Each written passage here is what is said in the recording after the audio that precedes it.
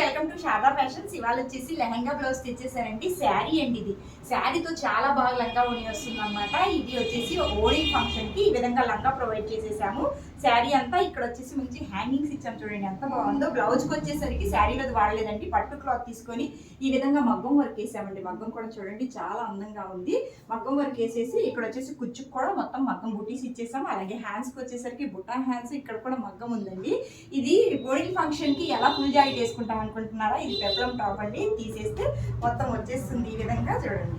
తీసాక చూడండి ఈ విధంగా ఉంటుంది అనమాట. ఈ కుచ్చు సపరేట్ అయిపోతుంది, బ్లౌజ్ సపరేట్ అయిపోతుంది.